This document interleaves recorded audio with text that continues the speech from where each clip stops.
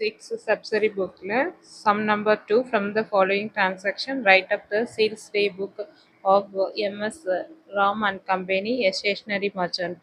இப்போ transaction read பண்ணி எப்படி sum போடுறதுன்றதை பார்க்கலாம்.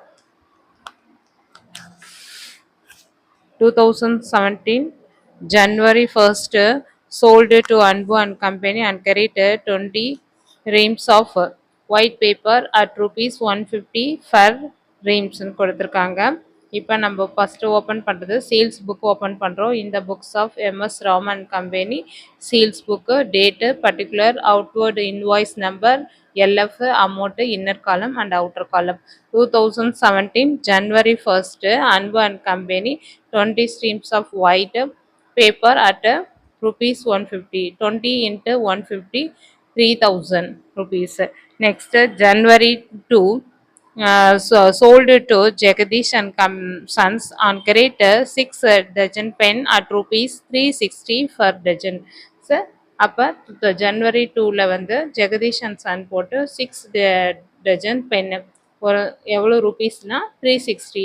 அப்போ 6 into 360 2160. ஸோ நெக்ஸ்ட் வந்து January 10 sold old newspaper for கேஷ்ன்ற ஐட்டம் இதில் வரக்கூடாது, அதனால அதை ஒமிட் பண்ணிடுறோம்.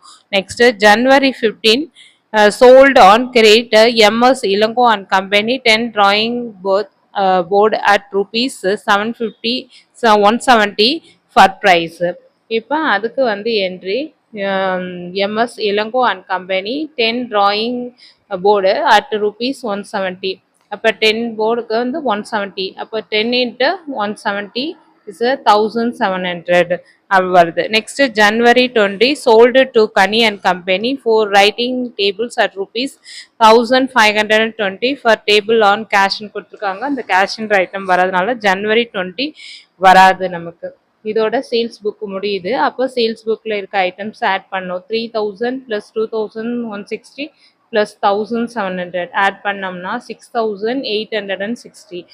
சேல்ஸ் அக்கௌண்ட் கிரெடிட்னு போடணும். இந்த சம் இதோட முடியுது. இந்த சேனலை சப்ஸ்கிரைப் பண்ணுங்கள், லைக் பண்ணுங்கள், ஷேர் பண்ணுங்கள். தேங்க்யூ.